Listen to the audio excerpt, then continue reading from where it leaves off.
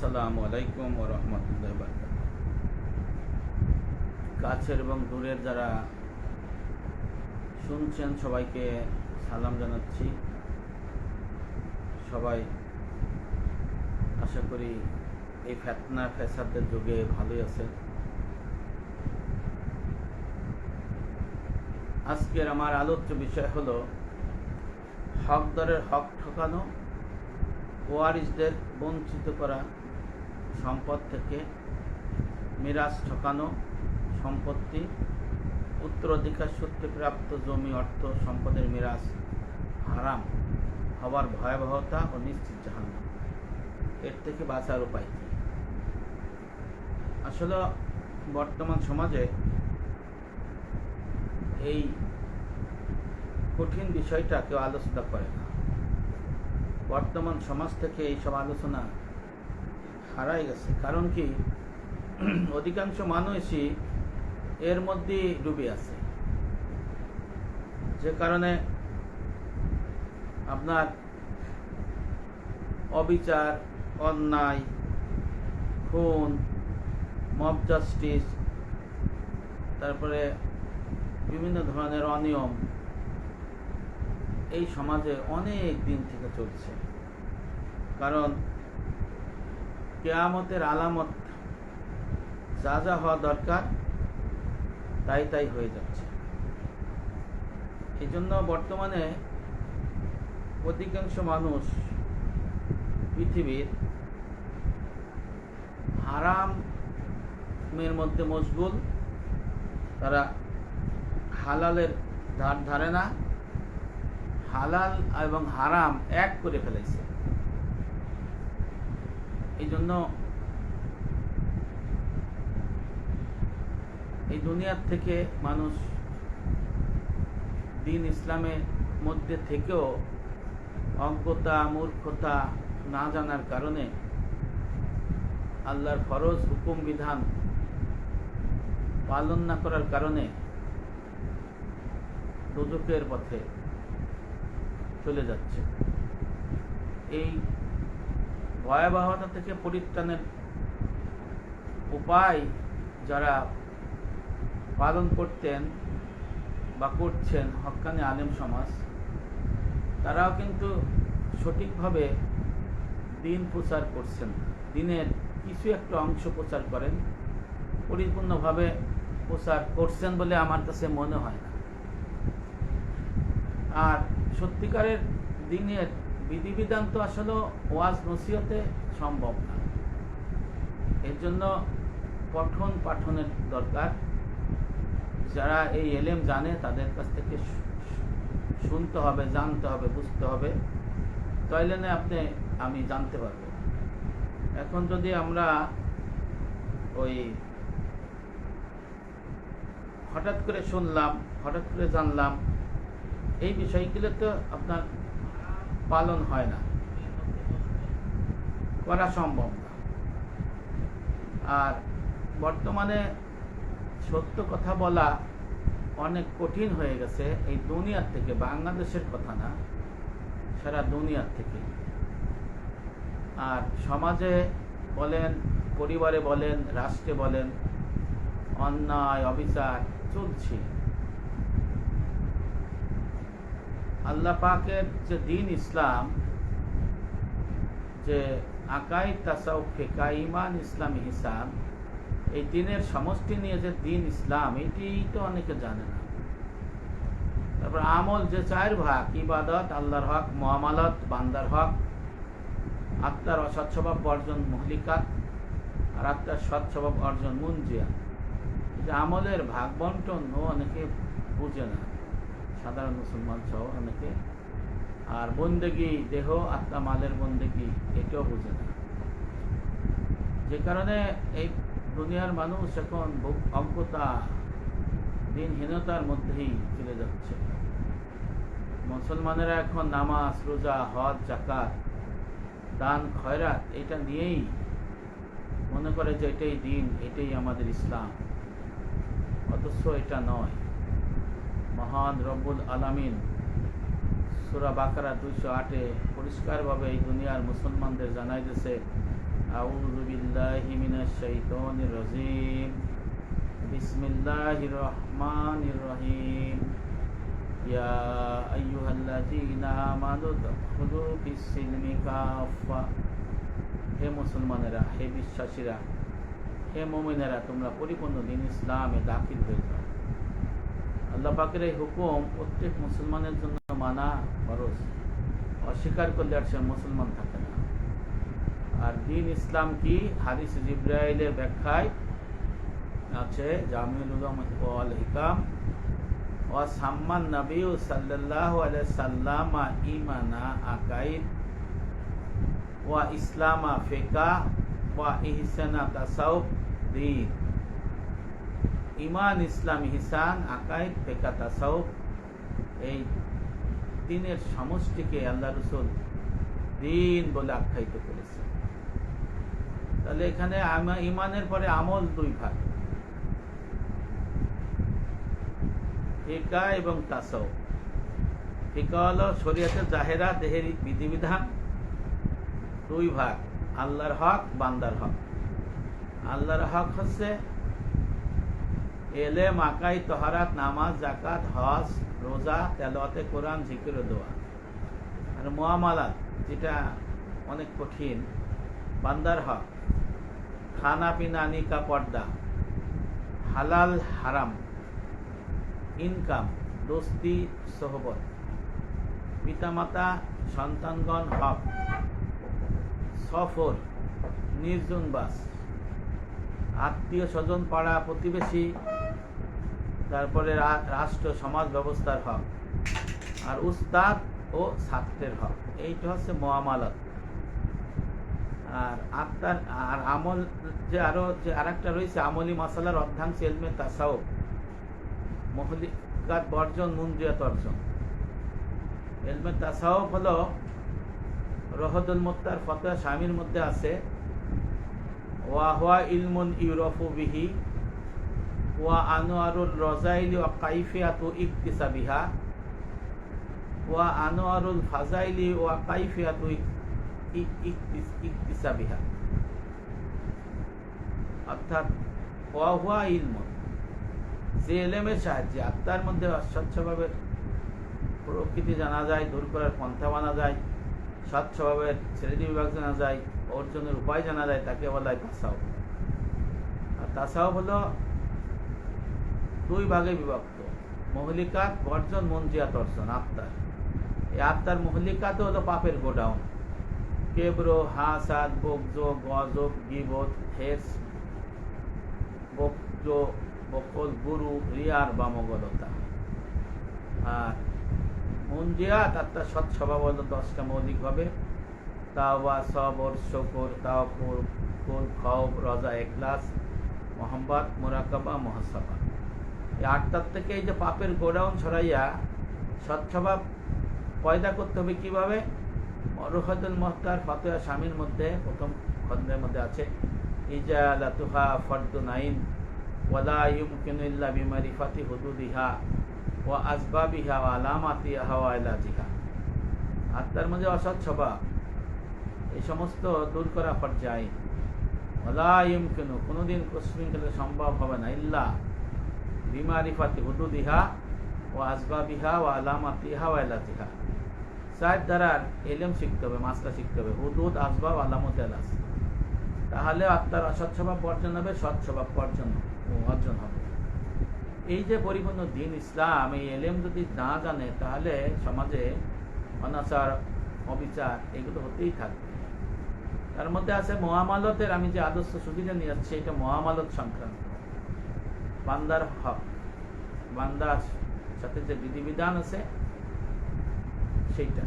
তার মধ্যে আছে অন্যের অর্থ সম্পদ অনৈতিকভাবে নেয়া, তারপরে মিরাস, সম্পদের মিরাস বন্টনের যে আমাদের যে সমাজে যে চিত্র, ভয়াবহ চিত্র, মিরাসের অধিকার সবাইকে দেয়া হয় না।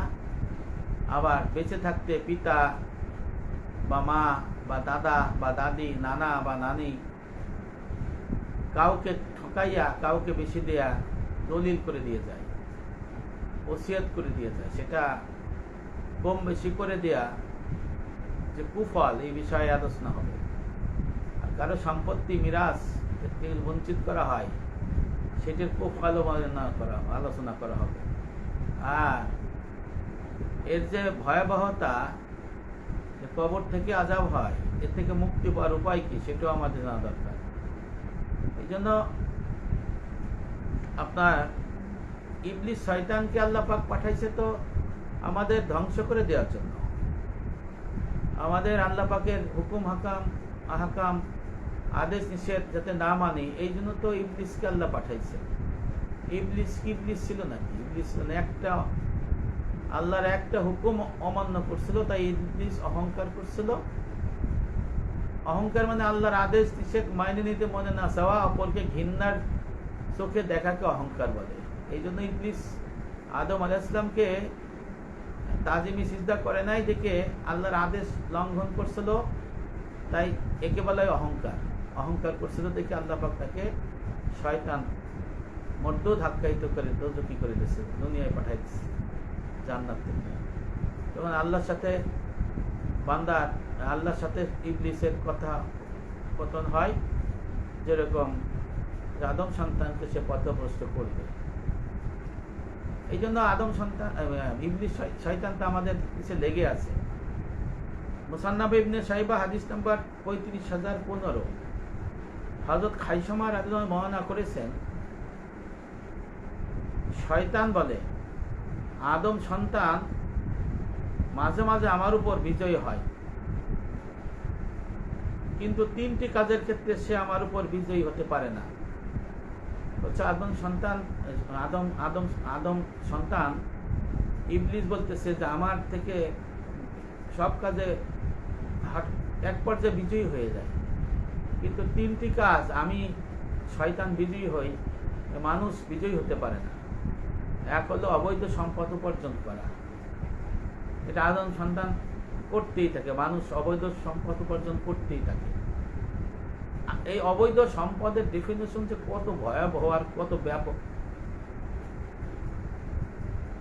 তাহলে এই বিষয়ে ইলম জানা ফরজ। আর একটা হলো অপ্রয়োজনীয় জায়গায় ব্যয় করা। আপনার হালাল সম্পদ যদি থাকে, অপ্রয়োজনীয় জায়গায় ব্যয় করে। আর একটা হলো নিজের হক আদায়ে কৃপণতা করা। নিজের হক যে আছে, আমার কি করণীয় বর্জনীয়, মানুষের প্রতি আমার কি দায়িত্ব কর্তব্য, এই বিষয়ে কৃপণতা করা। তা শয়তান বলতেছে যে আমি আদম সন্তান, আমাদের মানুষ থেকে সব কাজে মানুষ অগ্রগামী হয়ে যায় এক পর্যায়ে, কিন্তু আল্লাহ পাক আপনার ওই শয়তানকে ক্ষমতা দিচ্ছে, তাই শয়তান 3টি কাজে বিজয়ী হয়। এক হলো অবৈধভাবে সম্পদ উপার্জন করা, অপ্রয়োজনীয় জায়গায় ব্যয় করা, নিজের হক আদায় কৃপণতা করা। মাওলানা মুজাহিদুল ইসলাম ভাই, আপনি বাংলায় লিখে দিন। আপনি যে আরবিতে লিখতেছেন এটা তো সবাই বুঝতে পারবে না, আর আমি হঠাৎ করে বুঝবো না। আপনি বাংলায় লেখেন, আমি আপনাকে বাংলায় ইনশাল্লাহ বাংলায় উত্তর দেওয়ার, যা প্রশ্ন আছে উত্তর দেওয়ার চেষ্টা করবো। আমি যদি জানি আপনাকে বলবো, আর যদি না জানি যাইনি আপনাকে বলবো। তবে আহলে সুন্নাত ওয়াল জামাত হানাফি মাযহাবের মাসনা মাসাইল আমি মানি, অনুসরণ করি, এর মধ্যে আপনাকে আমি জবাব দেব, এর বাইরে তো আমি দিতে পারবো না। তাহলে আপনার এই অবৈধ উপার্জন যে সম্পদ, টাকা পয়সা জমি সব কিছু, ইবলিস শয়তান বলছে যে এই 3টে কাজে বিজয় হলো মানুষ। শয়তান বলছে আমি হারিয়ে যাই। এই জন্য দেখেন, সর্বপ্রথম 3 শ্রেণীর ব্যক্তি জাহান্নামে যাবে। তার হলো অত্যাচারী শাসক, নেতা, প্রচুর ধন সম্পদের অধিকারী যে আল্লাহর হক আদায় করে না, আর হচ্ছে অহংকারী দরিদ্র। আল্লাহর হক আদায় করে না বলে যে সম্পদের মালিক হয়েছে, কিন্তু সে আল্লাহর বিধিবিধান অনুযায়ী সম্পদের মালিক হয় নাই, এবং আল্লাহ পাক যে কাজে ব্যয় করতে বলে সেই কাজেও ব্যয় করে নাই। এই ধরনের লোক, এই 3 শ্রেণীর লোক সর্বপ্রথম জাহান্নামে যাবে। আর 3 শ্রেণীর লোক জাহান্নামের আগুন হবে। সেটা হলো রিয়াকার শহীদ, তারপরে রিয়াকার আলেম, কারি, হাফেজ, মাওলানা, মুহাদ্দিস, মুফাসসির, আর রিয়াকার দানবী। এদেরকে ওই 3 শ্রেণীর লোককে আগে জাহান্নামে দেবে। আর এই 3 শ্রেণীর রিয়াকার আলেম লোক, রিয়াকার শহীদ, রিয়াকার দানবীর, এদেরকে জ্বালানি করবে। জ্বালানি বানাই গ্যাসের লাইন, মানে কাঠ জ্বালানি করে এদের পোড়াবে। তা এই যে জাহান্নামের যে ভয়াবহতা, এটা তো অনেকে জানে না, কল্পনাও করতে পারে না। যদি কল্পনা করতো তাহলে হারাম ছেড়ে দিত। জাহান্নামের ঘর হবে আগুনের। আব্দুল্লাহ ইবনে মাসউদ বর্ণনা করেছেন, জাহান্নামের ঘর হবে আগুনের। এই ঘরের দেওয়াল হবে আগুনের, ছাদ হবে আগুনের, জমিন হবে আগুনের, দরজা জানলা হবে আগুনের। এই ঘরের খাট হবে আগুনের, খাটের উপরে তোষক আছে, তোষক হবে আগুনের। তারপরে চাদর দেবে, চাদর হবে আগুনের, বালিশ হবে আগুনের, কম্বল দেবে আল্লাহ পাক ফেরেশতা, কম্বলও হবে আগুনের। এর মধ্যে ধাক্কা দিয়ে ফালাই দিয়া ওই জানলা দরজা হবে আগুনের, তালা সবই আগুনের। তখন কাঠে, তখন জানালা দরজা আগুনের লাগাই দিয়ে আগুনের তালা সবই কাটকে রাখবে। আর খাবার তো জানেন কি দেবে, পানীয় তো, এগুলো জাহান্নামের আগুনের সব জিনিস। যে কারণে এই অবৈধ হারাম থেকে বেঁচে থাকতে হবে। কারণ আল্লাহ রাসূল বলেছেন, হারাম সম্পদের উপার্জনের, খাবারের রক্ত, গোস্ত, শরীর দোজখে যাবে, জান্নাতে যাবে না। এই জন্য হারাম থেকে আমাদের দূরে থাকতে হবে। পিতামাতা কোনো ছেলে মেয়েকে তার হক বঞ্চিত করে অপর সন্তানদের জমি সম্পদ দান করলে তা আল্লাহর আইনে বাতিলও হবে, হারাম হবে। জান্নাতের মিরাজ থেকে আল্লাহ পাক বঞ্চিত করে সে পিতামাতাকে জাহান্নামে দিয়ে দিবে, জাহান্নাম ওয়াজিব হয়ে যাবে। উত্তরাধিকার সূত্রে যারা মিরাজ প্রাপ্ত হয়ে সম্পদের মালিক হবেন, তাদের ক্ষেত্রে একই বিধান প্রযোজ্য হবে। অর্থাৎ হারাম তো হারামই থাকবে। ওয়ারিসদের আল্লাহর আইনে মিরাজ বন্টন করা ফরজ। আল্লাহর আইনের বাইরে মানব মতবাদের ভিত্তিতে মিরাজ বন্টন করলে তা আল্লাহর আইনে বাতিল। নিজেরাও হারাম খাবে, বংশানুক্রমিক উত্তরাধিকারীদের জন্য সেটা হারাম থাকবে। তাহলে তার নামাজ কবুল হবে না, হজ কবুল হবে না, রোজা কবুল হবে না।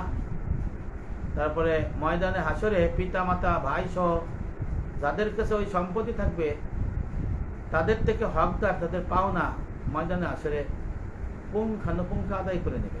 নাউজুবিল্লাহ। হযরত আবু হুরায়রা বর্ণনা করেন, নবী করিম সাল্লাল্লাহু আলাইহি ওয়াসাল্লাম বলেছেন, খুব কঠিন এই হাদিসটা, ইবনে মাজার হাদিস,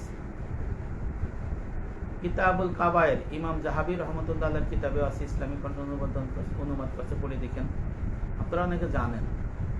আবু হুরায়রা বর্ণনা করেছেন, আল্লাহ রাসূল বলেন, কোন পুরুষ বা স্ত্রী লোক 60 বছর পর্যন্ত আল্লাহর সমস্ত বিধিবিধান, হুকুম হাকাম মেনে চলল, অথবা মরার আগে এমন এক ওসিয়ত করে যায়,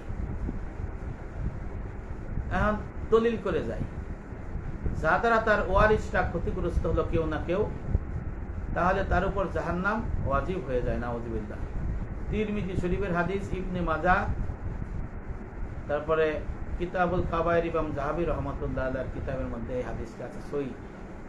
তাহলে দেখেন, সারা জীবন ইবাদত বন্দি করলো, বলছে আল্লাহ রাসূল 60 বছর ইবাদত বন্দি করলো, আল্লাহর কোনো আদেশ নিষেধ, মানে আদেশ যেটা করছে পালন করছে, নিষেধ যেটা করছে সেটা করে নাই, হারামে কোনো কিছু হারাম করে নাই, হালালে মজবুত থেকে ভালো ইবাদত বন্দি গেছে, সে আল্লাহর আইনে তখন জান্নাতি মানুষ হওয়ার মতো উপযুক্ত হয়ে গেছে।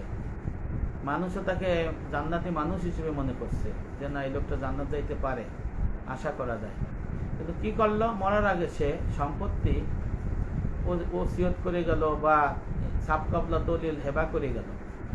কোনো সন্তানকে দিল না, কোনো সন্তানকে দিল, মেয়েকে দিল না, ছেলেদের দিল, বা 2-4 ছেলেকে দিল, মেয়ে আর এক ছেলেকে দিল না, বা এক সন্তানটা রেখে দিল। এরকম করে, যদি এরকম করে, আল্লাহ রসুল বলছেন এই ব্যক্তি জাহান্নাম তার জন্য ওয়াজিব করে নিল। এই জন্য এই বিষয়গুলো আমাদের, এই যে এই এলেমটা কিন্তু, এই মিরাস সম্পত্তির ফারায়েজের এলেম জানা ফরজে কিফায়া। এক অঞ্চলে জানাজার নামাজ যেমন ওই না পড়লে গুনাহগার হয়ে যায়, তারপরে তাবলিগ না করলে যেমন গুনাহগার হয়ে যায় ওই অঞ্চলের মানুষ। মসজিদের ইমাম যদি না থাকে স্থায়ীভাবে, ঠেকাঠুকু আলাদা বিষয়। ওই অঞ্চলে মসজিদের ইমাম নাই, জামাত হয় না, নামাজ হয় না, তাইলে ওই অঞ্চলের মানুষ গুনাহগার হয়ে যায়। কারণ নামাজের ইমামতি করা মসজিদে ওই ইমামের জন্য ফরজে কিফায়া। আর মুসল্লিদের তাদের খেদমত করা, টাকা পয়সা দেওয়া, সহযোগিতা করা, অনেক কিতাবে আছে ফরজে আইন, অনেক কিতাবে আছে ফরজ ও ওয়াজিব। তাহলে ফারায়েজের এলেম এক অঞ্চলে জানা হলো ফরজে কিফায়া, নাহলে ওই অঞ্চলের মানুষ গুনাহগার হয়ে যাবে। এই যে যদি এই যে এটা প্রচার করা হয়, আপনারা কোনো সন্তানকে কম বেশি দিয়ে আপনি কিন্তু মরে যাওয়ার আগে দিয়ে যেতে পারবেন না। আর মরার পরে ভাগযোগ করে নিক আল্লাহর আইনে, এটাই বালা। আপনি বাইসে থাকতে যদি ভাগযোগ করে দিয়ে যান, এক সন্তানরে কম দেবেন আর এক সন্তানরে বেশি দেবেন, তাহলে এটা আল্লাহর আইনে, আল্লাহ পাক সূরা নিসার প্রথম দিকে যে আয়াতগুলো নাযিল করছে, সেই আয়াতের আলোকে এটা বাতিল হয়ে যায়। এবং আল্লাহ রাসূল বলছেন যে সে জাহান্নাম কি করে নাই, ওয়াজিব করে নিয়ে যায়। নাউযুবিল্লাহ। তারপরে কিতাবুল কাবায়ের ইমাম যাহাবী রাহমাতুল্লাহ আলাইহির কিতাবে 304 পৃষ্ঠায় লেখা আছে, মৃত্যু আসন্ন ব্যক্তি এমন কোনো ওসিয়ত করবে না বা এমন কোনো সম্পত্তির ভাগ বন্টন করে দিয়ে যাবে না যাতে তার ওয়ারিসদের অনিষ্ট হয় বা ক্ষতি হয়। তারপর লিখেছেন, আল্লাহ এমন ওসিয়ত করা, এমন সম্পত্তির ভাগ বন্টন করা থেকে বিরত থাকার নির্দেশ প্রদান করেছেন। হযরত আব্দুল্লাহ ইবনে আব্বাস রাদিয়াল্লাহু আনহু বলেন, এই কিতাবুল কাবায়ের মধ্যে আছে ইমাম যাহাবী রাহমাতুল্লাহ আলাইহির কিতাব, মিরাজ সম্পর্কে আল্লাহ যে অংশ নির্ধারণ করে দিয়েছেন তার ওসিয়ত মহাজ্ঞানী আল্লাহ বিকশিতভাবে একটি ভারসাম্যপূর্ণ মিরাজ বন্টনের নির্দেশ দিয়েছেন। যে ব্যক্তি মিরাজের ব্যাপারে আল্লাহর এই বন্টন নীতি মেনে চলবে, আল্লাহ তাকে জান্নাতে স্থান দান করবেন। আর যে ব্যক্তি এই আল্লাহর আইন অনুযায়ী মিরাজ বন্টন করবে না, সে জান্নাতের মিরাজ পাবে না, জাহান্নামে যাবে। নাউযুবিল্লাহ। আল্লাহ পাক বলছেন যে মেয়েদের অর্ধেক আগে দিতে হবে, আর পরে বলছে ছেলেদের মেয়েদের থেকে ডাবল। আল্লাহর আইনে হলো মেয়েদের ভাগটা আগে দিয়ে দিবেন। সন্তান থেকে, ভাই থেকে বোনরা, সন্তান থেকে মেয়েরা, ভাই যে থাকবে ভাইয়ের অর্ধেক পাবে। যেমন যদি 6 বোন থাকে, 5 ভাই থাকে, তাহলে কয় ভাগ হবে? 5 ভাগ, 5 জনের, আর 6 বোনের 3 ভাগ, অর্ধেক করে, তাহলে 8 ভাগ হবে। যদি যে সম্পদ থাকে, মাথা থাকলে আবার মাথাটা আছে, তাহলে 8 ভাগের 1 ভাগ পাবে হলো একজন ছেলে, আর 8 ভাগের 1 ভাগের অর্ধেক পাবে মেয়ে। অর্থাৎ মেয়ে যা পাবে তার ভাই পাবে, ছেলে পাবে ডাবল, মেয়ে পাবে ডাবল। এটা হলো আল্লাহর আইন। এই জন্য এই আল্লাহর আইনে আপনার কিন্তু এটা মানতে হবে। সূরা নেসার মধ্যে 12-13 এইসব আয়াতে আল্লাহ পাক পরিষ্কারভাবে জানাই দিচ্ছেন। হযরত আব্দুল্লাহ ইবনে আব্বাস ওই কথাই বলেছেন যে আল্লাহ যেভাবে মিরাজ বন্টনের জন্য বলে দিয়ে গেছেন, সেইভাবে মিরাজ বন্টন করতে হবে, সম্পত্তির ভাগ বন্টন করতে হবে। যে ব্যক্তি আল্লাহর আইন অনুযায়ী সম্পদ ভাগ বন্টন করলো সে জান্নাতের ওয়ারিস হয়ে গেল, আর যে করলো না জান্নাতের মিরাজ থেকে বঞ্চিত হয়ে গেল, জাহান্নাম ওয়াজিব করে নিয়ে গেল। নাউযুবিল্লাহ।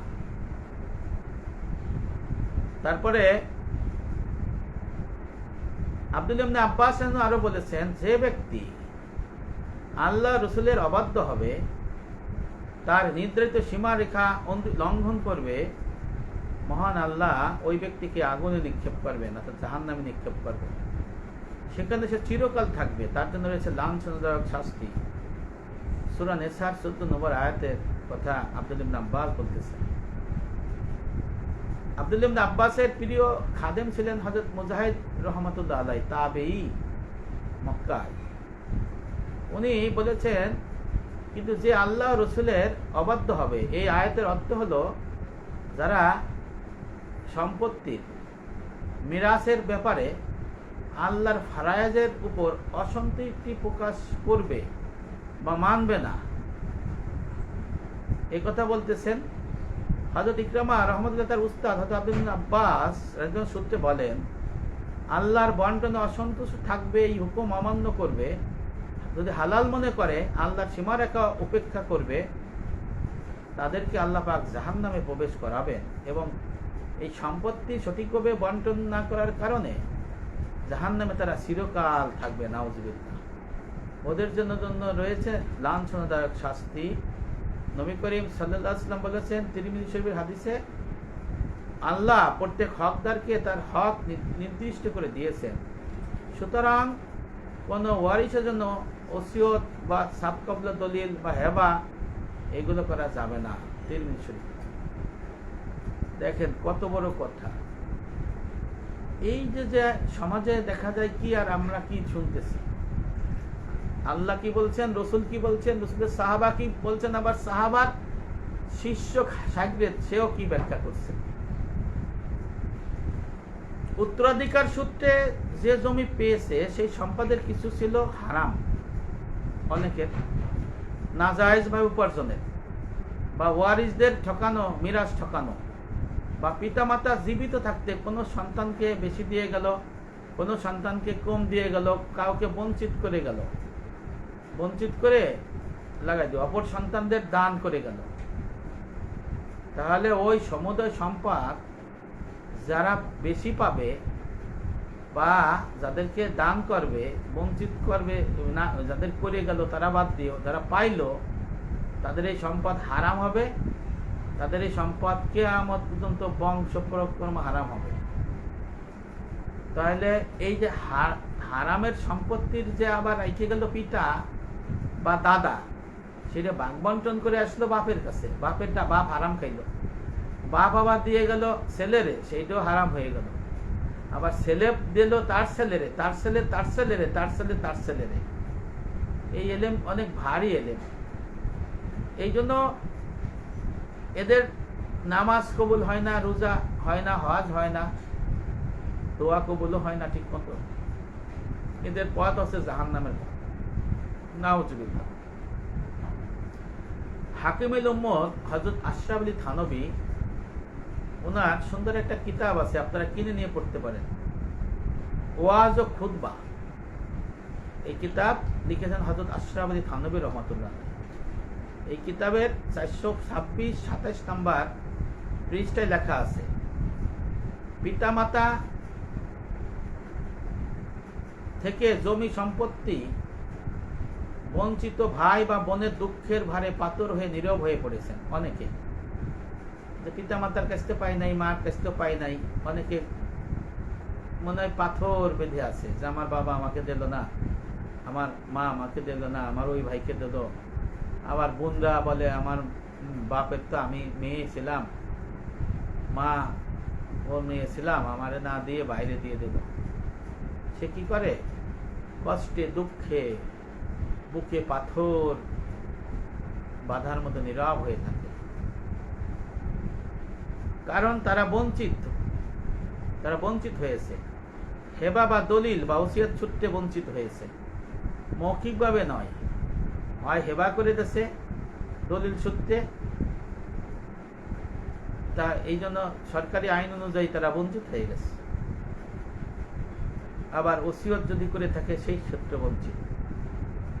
এমন ভাইয়ের ছেলেমেয়েরা হারাম ও নাজায়েজ এবং চাচা ফুফুকে ঠকানো সম্পত্তির মিরাজ সূত্রে হারাম মালিক যেন পিতার পথ ধরেছে।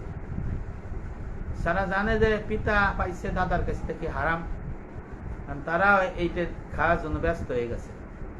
আল্লাহর আইন মতে দাদা দাদি হারাম ও নাজায়েজ কাজ করে অপর চাচা ফুফুকে বঞ্চিত করা, কিন্তু তাদের পাওনা সম্পত্তি বুঝিয়ে দিচ্ছেন না।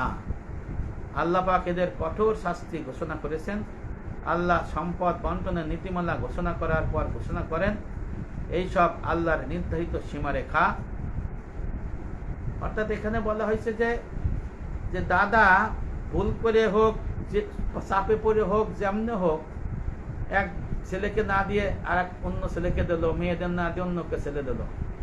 যে সম্পদ পালো যে বাবা বা যে সন্তান, সে জানে হারাম।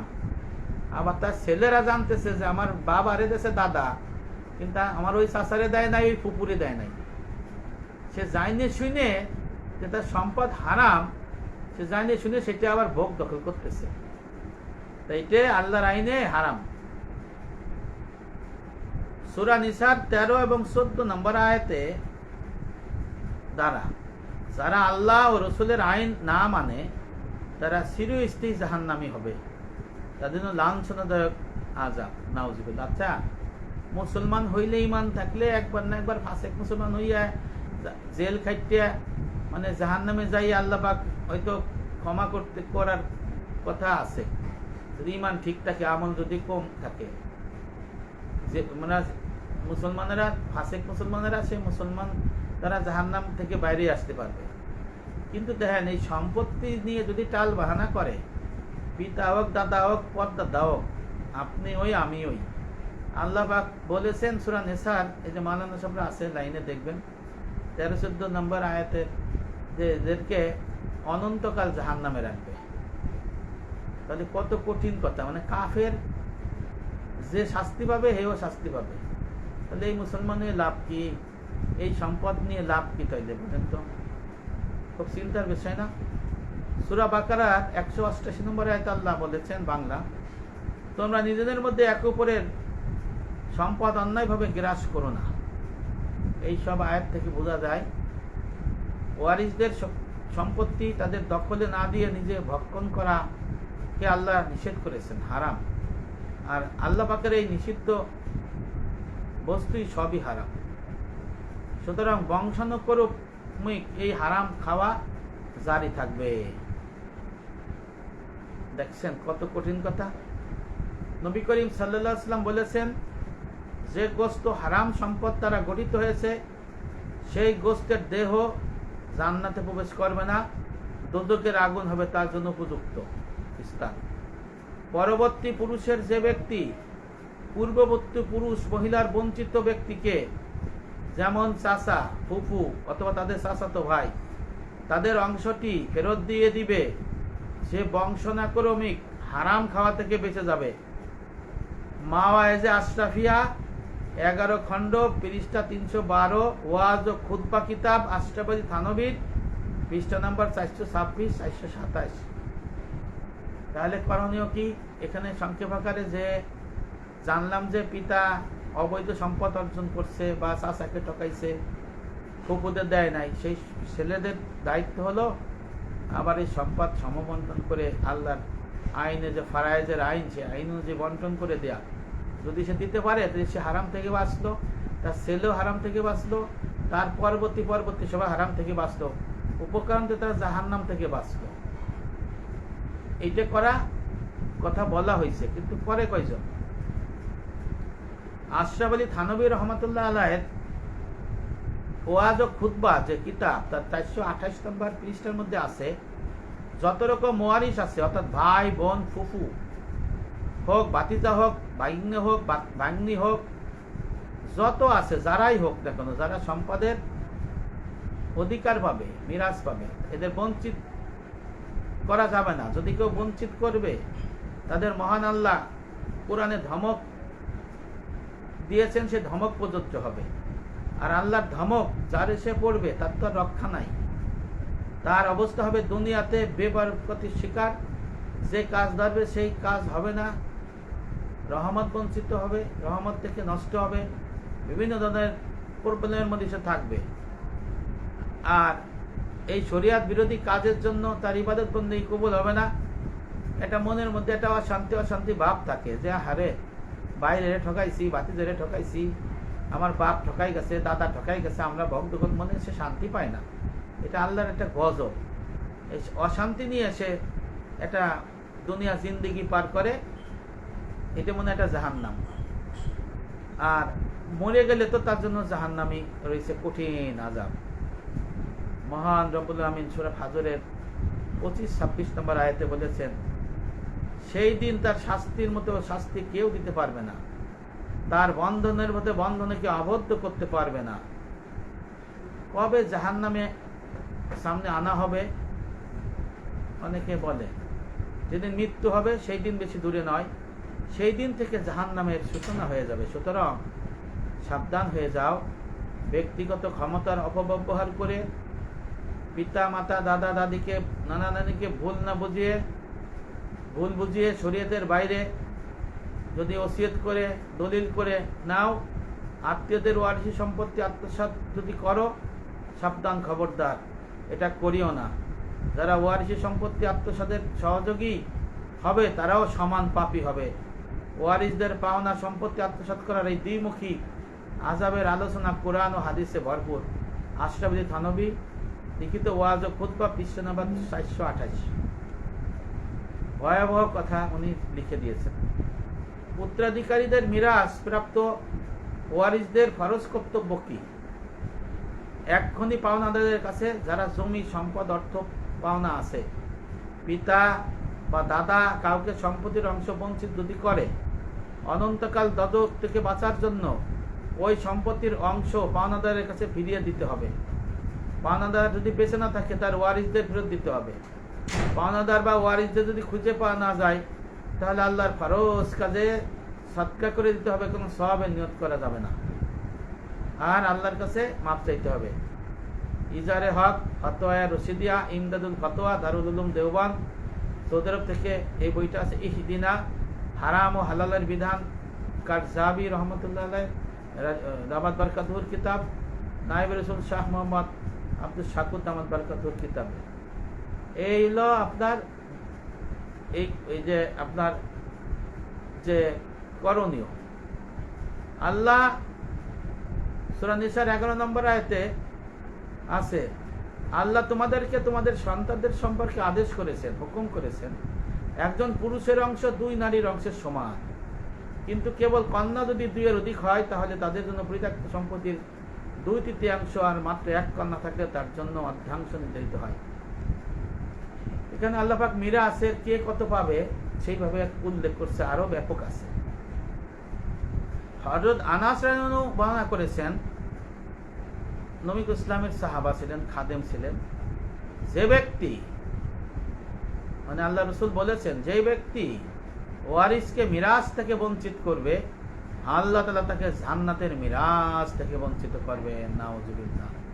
ইবনে মাজাহ হাদিস নাম্বার 2703, সুনানে সাঈদ বিন মানসুর হাদিস নাম্বার 285, কিতাবুল কাবায়ের ইমাম যাহাবী রাহমাতুল্লাহ আলাইহি কিতাবে উত্তরাধিকারের সম্পত্তির বিষয়ে পরিষ্কারভাবে এই হাদিসটা লেখা আছে যে আল্লাহ পাক যদি কেউ সম্পদের মিরাস নিয়ে টাল বাহানা করে, কম বেশি করে, বঞ্চিত করে, আল্লাহ পাক তাকে জান্নাতের মিরাস থেকে বঞ্চিত করবে। নাউজুবিল্লাহ। হযরত আমির রহমাতুল্লাহ আলাইহি বর্ণিত, এইটা দিয়ে দেখেন কত সুন্দর হাদিস, সবাই জানেন, শুনছেন। আমি নুমান ইবনে বসির একজনকে মিম্বারের উপর বলতে শুনেছি যে আমার পিতা আমাকে কিছু দান করলেন। তখন আমার মা আমরা বিনতে রাওয়াহা রাদিয়াল্লাহু আনহা বলেন, নবী করিম সাল্লাল্লাহু আলাইহি ওয়াসাল্লামকে সাক্ষী রাখা ব্যতীত সম্মত নই। তখন তিনি নবী করিম সাল্লাল্লাহু আলাইহি ওয়াসাল্লামের নিকট আসলেন এবং বললেন, আমরা বিনতে রাওয়াহা গর্ভজাত আমার পুত্রকে কিছু দান করতে চাই। করেছি, হে আল্লাহর রাসূল, আপনি সাক্ষী থেকে যান, আপনাকে সাক্ষীর জন্য আমার স্ত্রী বলেছে। আল্লাহ রাসূল বললেন, তোমার কি সব ছেলে মেয়ে, তোমার কি আরো ছেলে মেয়ে আছে? বলেন, হ্যাঁ আছে। তাহলে কি তোমার কি সব ছেলে মেয়েদেরকে এইরকম দান করেছো? তিনি বললেন, না। নবী করিম সাল্লাল্লাহু আলাইহি ওয়াসাল্লাম বললেন, তবে আল্লাহকে ভয় করো, আপন সন্তানদের মধ্যে সমতা বিধান করো। নোমান রাদিয়াল্লাহু আনহু বললেন, অতঃপর তিনি ফিরে গেলেন এবং তার দান ফিরিয়ে নিলেন। এইভাবে উনি বাদী নিয়ে গেলেন। আর এক ব্যক্তি, আল্লাহ রাসূল বললেন, অন্য সন্তান আছে, তাকে কি এরকম বাদী দিছো? না, তা সরে যাও, বান্দার হক নষ্ট, আমি সাক্ষী হব না। আর জমিন দিতে চাইছে, তা শুনলেন যে আল্লাহ রাসূল তাকে ফিরিয়ে দিলেন যে না, জমিনের হক নষ্ট হয়ে যাবে, মানুষের হক নষ্ট হবে, আল্লাহ রাসূল হকের যে গুনাহ, এই গুনার সাক্ষী থাকবেন না। এবং এক পর্যায়ে অন্য হাদিসে আছে, আল্লাহ রাসূল ধমক দিয়ে বলছে, যাও, বের হয়ে যাও, আমি এই হারামের মানে মুআমালাত নষ্ট, বান্দার হক নষ্ট, এর আমি সাক্ষী হব না। এখন হারাম সম্পদ হলো কি কি? উত্তরাধিকার থেকে তার প্রাপ্ত সম্পদ না দিয়ে কম বেশি করা, পুরোটাই আত্মসাৎ করা, চুরি করা, ডাকাতি করা, ঘুষ খাওয়া, সুদ খাওয়া, অবৈধ উপার্জন, সুদী ব্যাংকে চাকরি, ইন্স্যুরেন্সে চাকরি, কালোবাজারি চাকরি, দালালি, অবৈধ দালালি, মূল্য বেশি দেখিয়ে ঠিকাদারি করা, তা পার্সেন্টেজ খাওয়া, সরকারি বেসরকারি প্রতিষ্ঠানে কর্মকর্তা কর্মচারীরা বেতনের বাইরে পার্সেন্টেজ খাওয়া, সরকারি বা অন্যের জমি দখল করা, সেই জমিতে মার্কেট করা, বাড়ি করা, দোকান করা, এই সব হারাম। অর্থাৎ আল্লাহ পাকের আদেশের বাইরে যা উপার্জন করা হবে যে পন্থায়, সেটা হারাম থাকবে। তাহলে কি হবে? উপরোক্ত সম্পদ শরীয়তের বিধান মতো ফিরিয়ে না দিলে বান্দার হক নষ্ট করার কারণে তওবার দরজা বন্ধ থাকবে। ওই সম্পত্তির সমস্ত উপার্জন হারাম ও নাজায়েজ থাকবে। উপার্জনের অর্থের খাবার, রক্ত, গোস্ত, শরীর হারাম, আর হারাম শরীর জাহান্নামে যাবে, জান্নাত যাবে না। এবং ময়দানে আসরে তার সন্তানরা, স্ত্রীরা, ছোট ভাইরা, অধীনস্থরা আল্লাহর কাছে বিচার করবে, হে আমার রব, এই পিতা, এই স্বামী, এই আমার বড় ভাই, আমার মনিব আমাদের হারাম সম্পদ রেখেছিল, আমাদের ইবাদত কবুল হয় নাই। আল্লাহ, এই পিতা, এই স্বামী, এই ভাইকে আপনি বিচার করেন, মনিবকে বিচার করেন। তখন বিচার করা হবে, কঠোর বিচার। অর্থাৎ তখন যদি কেউ কম বেশি করে, যদি সম্পত্তি না দেয়, তখন ফেরতও দেবে। ফেরত তো দিতে পারবে না, পাপ কান্দে নেবে। আমল যদি না থাকে, আমল তো দিতে থাকবে। যদি আমল কম থাকে, তাহলে পাপ তার কান্দে যাবে। এই যে ইহয়া উলুমুদ্দিন কিতাবে, আরবাইনে উসুলুদ্দিন কিতাবে লেখা আছে, যার একটা হলো দ্বীনি ইলম শিক্ষা করা হলো ফরজে আইন, আর দ্বীনি ইলম শিক্ষা না করা হলো হারাম। যে দ্বীনি ইলমের শিক্ষা না দেওয়ার কারণে, মূর্খ রাখার কারণে বড় ভাই, পিতা, স্বামী, মনিবের বিরুদ্ধে তার অধীনস্থরা ময়দানে আসরে দ্বীনি ইলমে মূর্খ রাখার জন্য বিচার দাবি করবে। তখন এই বিচার দাবি কবে কি হবে? যে পাপ আর পুণ্য ট্রান্সফার হবে, আর না হইলে আরো কঠিন, মানে যারা পাওনাদার, শিখায় নাই, এই পিতা বা বড় ভাই বা মনিব বা স্বামীকে জাহান্নামে নিক্ষেপ করবে, আর এদের সমস্ত পাপের মধ্যে দিয়ে দেবে। এই হাদিসটাও কিন্তু কঠিন হাদিস, নাউজুবিল্লাহ। এই জন্য দ্বীনি ইলম শিক্ষা করতে হবে, শিক্ষা না করানো হারাম। অধিকাংশ ক্ষেত্রে দেখা যায় যে সমাজে আমাদের বর্তমান অবস্থাটা কি?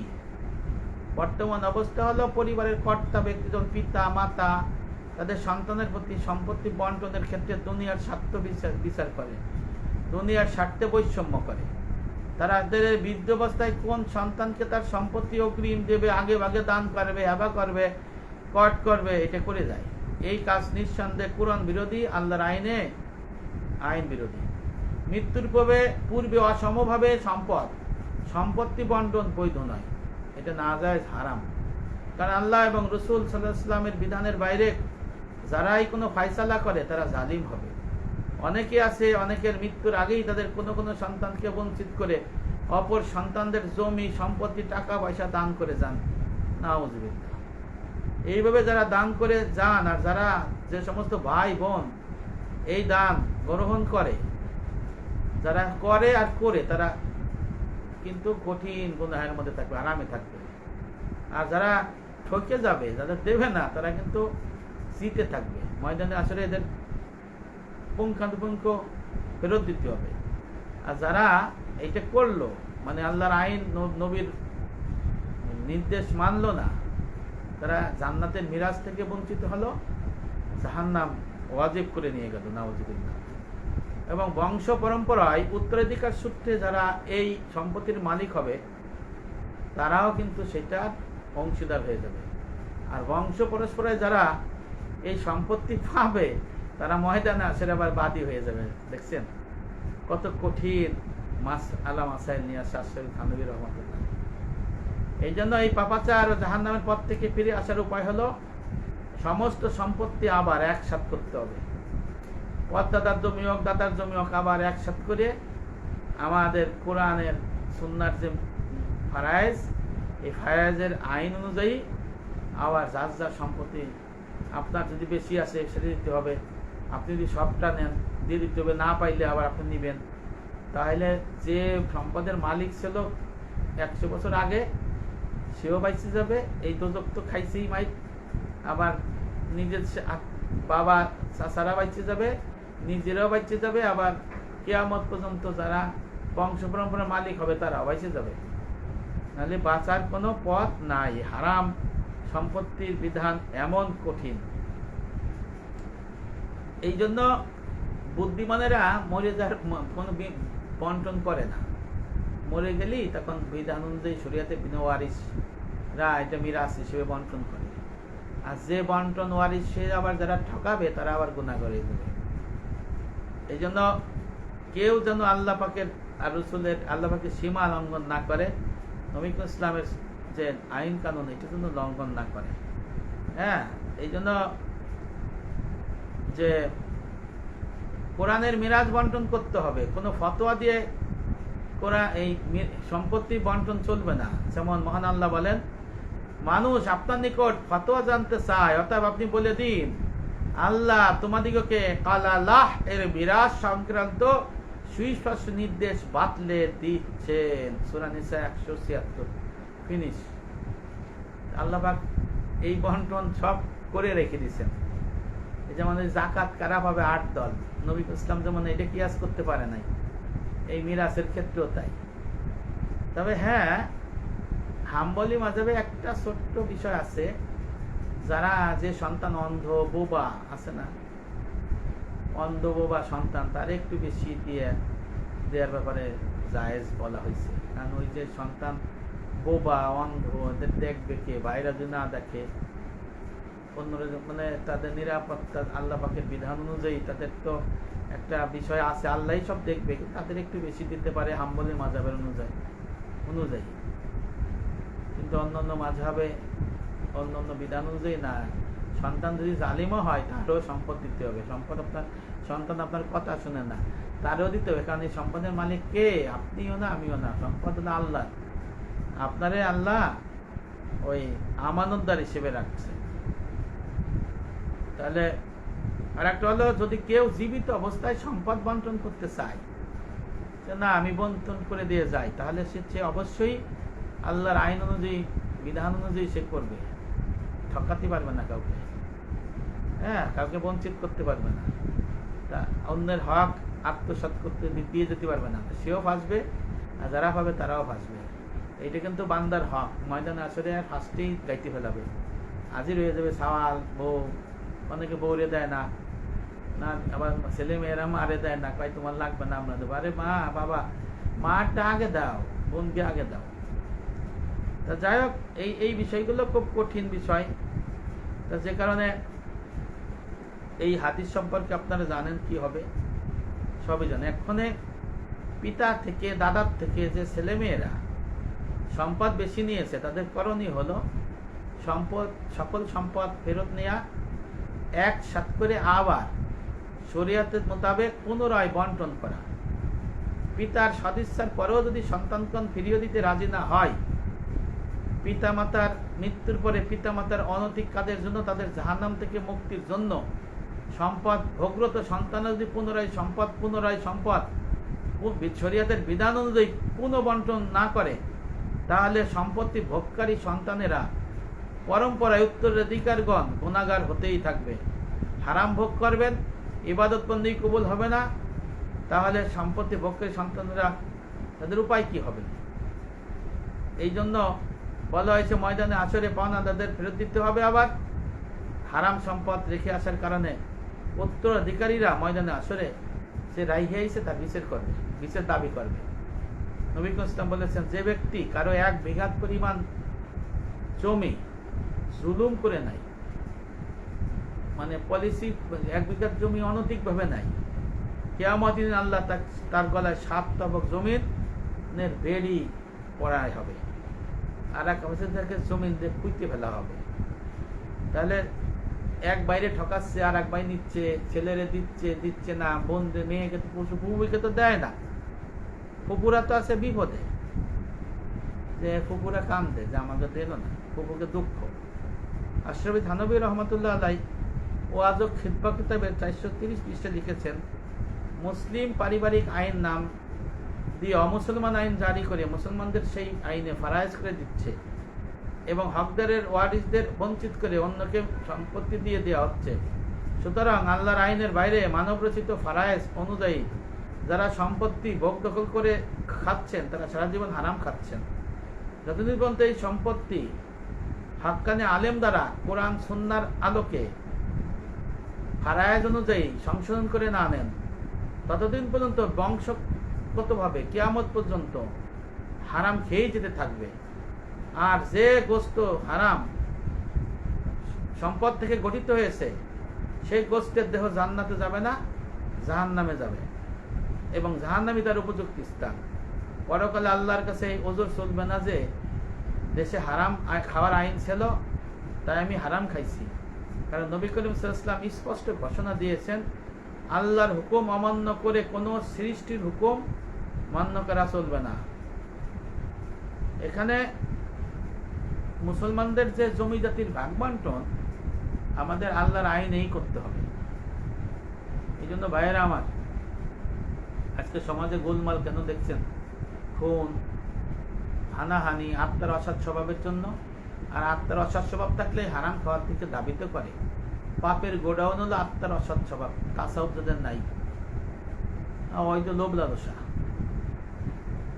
এই যে অবৈধ লোভ লালসার জন্য, দুনিয়া ভোগ বিলাসের জন্য কি করে দেখেন, এক মায়ের পেটে জন্মগ্রহণ নিছে ভাইয়েরা বোনেরা। এখন এক পর্যায়ে এক ভাই 2 ভাই ম্যানেজ করে মা রে ফুসলাই বাপরে ফুসলাইয়া জমিন লেহে নাই, আছে না? আছে।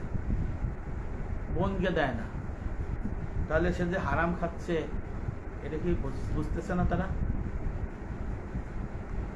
এটা এই যে কঠিন যে গুনাহটা তারা করতেছে, একই মায়ের পেটে থেকে পেটার উরসে জন্মগ্রহণ করে একবারে ঠকাই দিচ্ছে, 2 বারে ঠকাই দিচ্ছে, বোনদের ঠকাই দিচ্ছে না। এখন বোনদের কান্না, যে পায় না সে কান্দে যে আমার ভাইরা আমারে দেয় নাই, বোনরা কয় আমার বাপ দেয় নাই। এখানে আল্লাহর আইনে আপনারা বুঝতে পারলেন যে কম নড়চড় করার কোনো সুযোগ নাই। আর এর যে ভয়াবহতা সেটা তো বলা হলো। এমনও আছে যে এই সম্পত্তি যদি 9 করে মারা যায়, কবরে আযাব দেওয়া হবে, আযাব জাহান্নামকে উপস্থিত করা হবে সকালে সন্ধ্যায়, ফেরাউনের বাহিনীরেও দেবে। এই সম্পদ যারা আত্মসাৎ করবে তাদেরও, যারা কম বেশি করবে, এরা পলাইতে চাবে, ফেরাউনের বাচ্চারা ধরে ফেলাবে কবরের মধ্যে, অর্থাৎ আযাব ভোগ করা হবে, কবর থেকে আযাব হবে। নামাজ সুজা কবুল হবে না। এই যে কত কিছু করতেছে, এগুলো কোনো লাভ আছে? এই জন্য আগে নিজে সংশোধন হইতে হবে, নিজে হারাম ছাড়তে হবে, হালালের মধ্যে আসতে হবে, সম্পত্তি আপনার আমার কি আছে আগে দেখতে হবে। পিতার সম্পত্তির উৎস জানতে হবে, দাদার সম্পত্তির উৎস জানতে হবে, পরদাদার সম্পত্তির উৎস জানা জানিয়ে নেন। যদি না পারেন চেষ্টা করেন, যদি দেখেন যে না দাদার বাপ তার বোনকে দেয় নাই, এই জমি আবার এক করে সবাই ডাইকে ডুইকে ভাগ করেন। দাদা যদি দেখে যে না মেয়েদের দেয় নাই, বাইরে আবার জমি এক করে ভাগ করে দেন। বাপ যদি এক ছেলে দুই ছেলেরে দেয় নাই, এক মেয়েরে দেয় নাই, এক মেয়েরে দিছে, দুই ছেলেরে দিছে, আবার কম বেশি করে দিছে, মন চাইতেছে, মন চা এরকম, তাহলে সেই ক্ষেত্রে আবার সম্পত্তি এক করে আবার ফারায়েজের নিয়ম অনুযায়ী, কোরআন সুন্নাহর অনুযায়ী ভাগ করে দিতে হবে, নাহলে জাহান্নামে যেতে হবে। এখন সমাজে প্রচলন আছে ফুফুরা বা বোনরা নেয় না, মিথ্যা কথা। নিবে না কেন? কারণ বোনেরও দরকার, ফুপুরও দরকার। বোনও পিতার মেয়ে, মায়ের মেয়ে, আবার ফুপুও বাবা চাচাদের বোন, দাদার থেকে আসছে। কোরআনে আল্লাহ বলছে আগে নারীদের অর্ধেক দাও, তার ডাবল দাও পুরুষের, ছেলেকে। এখন বলে যে ফুপুরা নেবে না, এটা মিথ্যা কথা। ফুপুকে আপনারা দিয়ে দেবেন। অনেকে বলে যে বোনরা নেয় না, কথা নেব না ভাই। আপনি এসির মধ্যে থাকেন, গাড়িতে থাকেন, ভালো বিল্ডিংয়ে থাকেন, বোন আপনার বিধবা, বোন খাইতে পারে না, এ বোন মুখ দিয়ে কয় যে আমি নেবো না, কিন্তু আসলে বোনকে দিয়ে দিতে হবে। নিয়ম হলো ফতোয়া দারুল উলুম দেওবন্দ, আশরাফ থানভীর খুতবা এবং ওয়াজ কিতাবের মধ্যে আছে, সমস্ত অন্যান্য ফিকহের কিতাবে আছে, যারা দেখবেন যে যখন সম্পত্তি বন্টন হবে তখন যার যার নামে তাদের দিয়ে দিতে হবে। ধরেন বোনদের নামে দিয়ে দিতে হবে, মালিক হয়ে গেল, বক দখল করলো। তারপরে বোন যদি মনে করে যে না আমার বাবার বাড়িতে আমি আমার ভাইদের দেব, তাও তার ছেলে মেয়েদের কাছে শুনে নিয়ে তারপরে সে সিদ্ধান্ত নিতে পারে যে না আমার বাবা আর ওয়ারিশ আছে, এরা আমিও আসি, আমিও খাবো তাবো, সেই ক্ষেত্রে সে তখন তাকে দান করতে পারে, কিন্তু মৌখিক গ্রহণযোগ্য না। যে ফুপুরা নেয় না, বোনরা নেবে না। আমার বোনের অনেক আছে, 5 তলা বাড়ি, উদাহরণ দিচ্ছি, কোটি কোটি টাকা, নেবে না, ওটাতে কি করবে? কিন্তু কোরআনে যে আছে যে আগে দিয়ে দিতে হবে, এই জন্য আপনি দিয়ে দেবেন আগে, তারপরে সে দিলে আপনি হবে, আর যতক্ষণ দেবেন না হারাম হবে। মার জমি পাবে না, মা পাবে না বাবা না থাকলে, কিন্তু মারে দেয় না, ভাই বোন ভাঙন করে নেয়। আরে মার জমি নিয়ে মার তো ধর্মীয় কাজে ব্যয় করতে পারে, আল্লাহর ফরজ কাজে ব্যয় করতে পারে, মালিবন্দি করতে পারে। আর মা খাইয়ে গেল, মরে গেলি তো ছেলেরা এইভাবে সমানই পাবে, বাপের মতো। মেয়েরা অর্ধেক, ছেলেরা ডাবল মেয়েদের। তাই একই তো কথা, মারটা মারে দিতে হবে। আর দেখা গেছে এক ফ্যামিলিতে স্ত্রী আছে, কোনো ছেলে মেয়ে নাই, এই ক্ষেত্রে কি করে জানেন? ওই স্বামী সমস্ত সম্পত্তি আপনার স্ত্রীরে লিখে দেয়। অথচ কোরআনে সূরা নিসার মধ্যে কি আছে? ছেলে মেয়ে না থাকলে স্ত্রী কত পাবে? অর্ধেক পাবে মনে হয় মাসলা অনুযায়ী, সেই টুক সে পাবে, আর বাকি টুক ভাইয়েরা পাবে, মা থাকলে মা পাবে, বাপ থাকলে বাপ পাবে, ওয়ারিস মিরাস সেভাবে বন্টন হবে। আপনি ছেলে মেয়ে নাই, আপনার কিন্তু অংশীদার হয়ে গেছে মা, অংশীদার হয়ে গেছে বাবা, অংশীদার হয়ে গেছে বোন, অংশীদার হয়ে গেছে ভাই, যারা যারা হয়েছে আর কি ব্রাদারি সম্পত্তি, এদেরকে আপনি না দিয়ে কি করতেছেন? ছেলে মেয়ে নাই দেখে বোন নামে আপনি লিখে দিচ্ছেন। বোন নামে যদি লিখে দেন তাহলে হারাম হয়ে গেল না? হারাম। আপনি মরে যে আল্লাহ লাগে আপনি জাহান্নামের আগুন উপভোগ করবেন। কারণ আল্লাহ পাকের বিধানের বাইরে যাওয়া যাবে না। আল্লাহ পাকের বিধানের বাইরে গেলে, জমাজমির ক্ষেত্রে কম বেশি করলে, আল্লাহর আইনের বাইরে গেলে আল্লাহ পাক তাকে জান্নাতের মিরাজ থেকে বঞ্চিত করে জাহান্নাম ওয়াজিব করে দেবে। এই অনন্তকাল জাহান্নামে থাকবে। কত কঠিন ভাষা, কঠিন কথা। এই জন্য সম্পত্তি বা টাকা পয়সা এইভাবে করা যাবে। দেখা যায় যে আমাদের এলাকায় কি ওই যে তাবলিক করে, এরকম তাবলিক করে, নাম বলা যাবে না, এর বাবা শুনছি এক ছেলেরে বেশি দিচ্ছে, এক ছেলেরে কম দিচ্ছে। তা এই তাবলিগ করে কি হবে? সম্পত্তি এক ছেলেরে বেশি দেবে, এক ছেলেরে কম দেবে, তুমি সারা জীবন তাবলিগ করে বেড়াইলা, আর বান্দার হক সম্পর্কে জানলা না, ছেলের হকের বিষয়ে জানলা না, আল্লাহর ফারায়েজের ইলম জানলা না, তুমি তো মনে তো আগে জাহান্নামে লটকাবে। এই জন্য এই ইলম এলাকায়, এই ইলম জানালাদের ইলম জানারা হলো ফরজে কিফায়া। আর ইমাম সাহেব যারা আছেন, মাওলানা সাহেব যারা আছেন, তাদের উচিত এই ফারায়েজের ইলম বর্ণনা করা। যে আপনি 60 বছর তিরমিজি শরীফের ইবনে মাজার এই হাদিসটা দিলে কাঁপবে। 60 বছর আল্লাহর বিধিবিধান পালন করছেন, হারাম করেন নাই, হালালে থাকছিলেন, একটা আদেশ নিষেধ লঙ্ঘন করেন নাই, কিন্তু মরে যাওয়ার আগে কোনো ওয়ারিসদের আপনি বঞ্চিত করে কোনো ওয়ারিসকে খুশি করে বেশি দিয়ে যাচ্ছেন, ওয়াসিয়ত করে যাচ্ছেন না, হেবা কাট করে দিয়ে যাচ্ছেন, দান খরচ করে দিয়ে যাচ্ছেন। আল্লাহ রাসূল বলছেন সে জাহান্নাম ওয়াজিব করে নিয়ে গেল।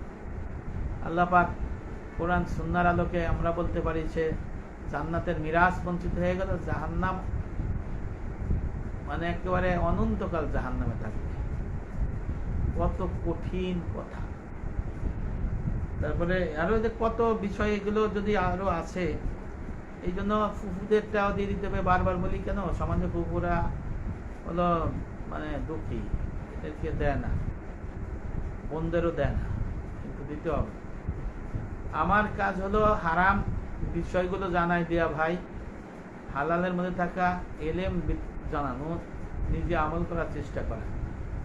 আমি এইগুলো করি দেখে, বলি দেখে অনেকে আমাকে হয়তো মানে পছন্দ নাও করতে পারেন, যে মসজিদ ইমাম সাহেব বলে যে তুমি নামাজ পড়ো, রোজা করো, কান্নাকাটি করো, আর ঘুষ খাও না, সুদ খাও না, তুমি এখন এইভাবে থেকে আল্লাহ বিল্লাহ করো, আল্লাহ তোমারে মাফ করবে। কিন্তু সে বলে না যে তুমি যে সুদ খাইয়া টাকা বানায় ব্যাংকে রাখছো, সুদের মার্কেট আছে, সুদের গাড়ি আছে, বাড়ি আছে, বিল্ডিং আছে, এইটা কিন্তু জনকল্যাণমূলক কাজে পায়খানার টাটকেও জনকল্যাণ সৎকার করে দিতে হবে, আপনার পোশাকের জামাটাও ফেলাই দিতে হবে, এটা বলবে না। সুদ ঘুষ খাইলে এই কথা বলে না যে ঘুষ, যে এই সম্পদ, ঘুষের সম্পত্তি, ঘুষের বাড়ি, ঘুষের টাকা, ঘুষের জামা, এগুলো আপনার ফেরত দিতে হবে, সৎকার করে দিতে হবে আল্লাহর ফরজ কাজে। হ্যাঁ, তারপরে মানুষের সম্পত্তি মারছেন, বোনের সম্পত্তি ঠকাইছেন, এটা আপনাকে দিয়ে দিতে হবে। আপনার দাদা যদি আপনার চাচারে না দিয়ে থাকে, আপনার দাদা যদি আপনার বাপরে সব দিয়ে থাকে, আপনি হারামের মধ্যে আছেন, এই সম্পত্তি আবার পুনর্বন্টন করতে হবে। তারপরে আপনি যদি কাউকে হত্যা করে ফেলাইছেন, হত্যা করলে তো সে জাহান্নামে যাবে, কারণ তার ওয়ারিসদের কাছ থেকে যদি এর ই করে মাপ টাপ নিয়ে যায়, দুনিয়ার বিচারে যদি তাদের কাছ থেকে ই করা যায়, তাহলে হয়তো কিছু লঙ্ঘন মানে আল্লাহ পাক মাফ করতে পারে। আবার কাউকে গালি দিচ্ছেন, গালাগালি করছেন, ফাজলামতি কথা বলছেন, চড়াইছেন, থাপড়াইছেন, এর কাছে মাপ চাইয়ে নিয়ে আসেন। কারো টাকা পয়সা মারিয়ে দিচ্ছেন, ফেরত দিয়ে দেন, ওইভাবে তাকে দেন, নাহলে তার ওয়ারিসদের দেন, ওয়ারিস না পাইয়ে আল্লাহ ফরজ কাজে ব্যয় বিধান করে দেন। তারপরে আপনি সরকারি সম্পত্তিতে মসজিদ বানাইছেন, যে সরকারি সম্পত্তিতে জোর করে মসজিদ বানাইছেন আপনি তো জোকে যাবেন। এখন এটা বৈধ করতে গেলে সরকারের কাছে আবার কি করতে হবে, বন্দোবস্ত আনতে হবে, নাহলে বাঁচার উপায় নাই। অপরের জমিতে জোর করে দখল করে মসজিদ বানাইতেছেন, আপনি ক্ষমতাশালী লোক, জমি একটু ভেজাল আছে, মসজিদ বানাইতেছেন, আপনি জান্নাত পাবেন না। এটা রেটিফাই করতে হবে, এটা হারাম। রেলের জমিতে আপনি দোকানপাট করছেন, রেলের জমিতে বক দখল করতেছেন, সরকারি জমি, সাফ হারাম। এই আম আসতেছে, এই বাড়ি নাই কেউ, অনেকে আম রাতের বেলা চুরি করে খাচ্ছে, হারাম। পাট, ধানের পাট হচ্ছে, ওই যে গরু ছাগল দিয়ে পাট খাওয়া ফেলাইতেছেন, নিজে যে পাট ক্ষেত থেকে শাক নিয়ে আসতেছেন অনুমতি ছাড়া, এটা হারাম। আপনি পুকুরে মাছ রাখছেন, আপনি নাই, যে মন চায় সে যায় বড়শি দিয়ে মাছ, জাল দিয়ে মাছ পাইতে খাচ্ছে, এটা হারাম। অর্থাৎ এইসব হারাম থেকেও আমাদের দূরে থাকতে হবে। যাই হোক, আমি যে কথাটা বলতেছি, আর একটা গতকালকে আমি বলছিলাম দাড়ি, ন্যূনতম এক মুষ্টি দাড়ি রাখা ওয়াজিব ফরজ, দাড়ি কাটা হারাম, কবিরা গুনাহ, 24 ঘন্টা গুনাহ।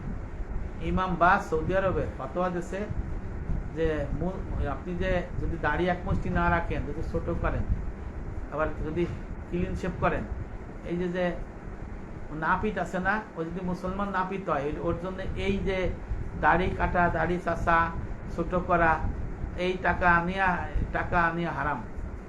কাটা তো হারামই, এর বিনিময়ে নিয়ে হারাম। ছেলে মেরে খাওয়াবে হারাম, প্রোডাকশন হবে হারাম। ইমাম বাজ বলছে সারা জীবনে যত মুসলমানের দাড়ি, সে যদি মুসলমান হয়, কাটছো, মানে এক মুষ্টির কম কাটছো, ক্লিন শেপ করছো, সমস্ত টাকা এক করে আল্লাহ ফরজ করে ব্যয় দান করে দেবে না, তোমার জান্নাতে যাবা না। দেখছেন নি?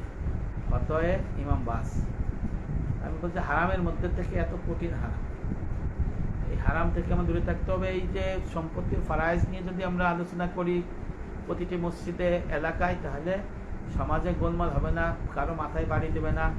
বাবাকে মাথা বাড়ি দিয়ে দেখলাম সোনারগা ফাটায় ফেলাইছে, মরে গেছে কিনা জানি না, দুই ভাই মাইরে রক্ত পা, কি জন্য বাবা তার সম্পত্তি বেচবে? বাবা যদি জীবিত থেকে সম্পত্তি বেচে খাইয়ে যায়, সেই ক্ষেত্রে আপনি আমি কিছু করতে পারবো না, নিজের জন্য। সে খাইয়ে থাইকে যেটুক থাকবে এইটুকু আপনারা পাবেন। এখন যদি সে যদি আবার জমি বিক্রি করে, বিল্ডিং করে যদি ছোট বাইরে দিয়ে যায়, এটা আবার হারাম। তা এই ক্ষেত্রে আবার আমি বলি যে যদি এরকম করে, তাহলে এই ছেলে এই সেকে আপনাদের অবগতির জন্য নাই যে এক ব্যক্তির লাশ আটকায় রাখছে 30 ঘন্টা, মারা গেছে বাবা, তার স্ত্রী এবং তার অন্য ছেলেরা 30 ঘন্টা লাশ আটকায় রেখে জমি জাতির বন্টন করে তারপরে কবর দিছে। অনেকে আপনারা কুসন্তান বলছেন, খারাপ সন্তান বলছেন, কিন্তু আমি বলছি সন্তানরা সঠিক কাজ করছে। কারণ আমি এলেম জানি, মাসলা জানি, সঠিক কাজ কেন করছে? ওই পিতা তার সম্পত্তি মরার আগে তার ওই অন্য সন্তানদের দিয়ে গেছে, অন্য সন্তানদের দেয় নাই। তাহলে কি হয়েছে? স্ত্রীকে এবং অন্য সন্তানকে বঞ্চিত করে অন্য সন্তানদের দেশে দেখে ওই যে 60 বছর যদি ভালো কাজ করে, একটা এই জমি কম বেশি করে যদি করে দিয়ে যায়, জাহান্নাম ওয়াজিব করে নিল। আর যে পাবে সেও হারাম খাবে, তারও জাহান্নাম ওয়াজিব হবে।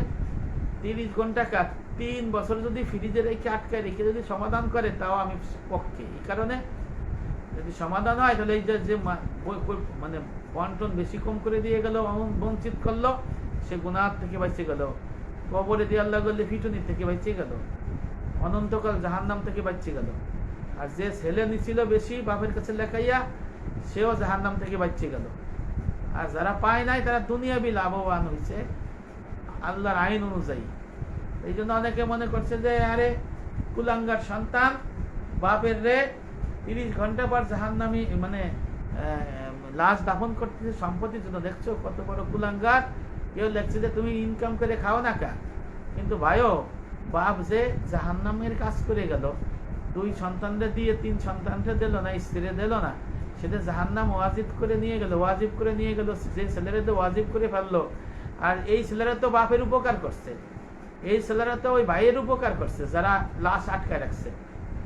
আমি কংগ্রেচুলেট করি এই কাজের জন্য, যারা বৈশা সালিশ করে সমতা বিধান করে আল্লাহর আইন অনুযায়ী ফারাইজ বন্টন করছে, আমি তাকে অ্যাপ্রিসিয়েট করি। এবং সমাজে এরকম যদি হয়, আপনাদের কাছে মেসেজ, যদি শোনেন যে কোনো পিতা বা মাতা কোনো ছেলেদের বঞ্চিত করে অপর ছেলেদের জমি জাতি লিখে দিয়েছে বা দানপত্র করছে বা ওসিয়ত করে গেছে, তাহলে আপনারা গ্রামবাসী বাধা দেবেন, বাধা দিয়ে ওই লাশ দাফন করতে দেবেন না।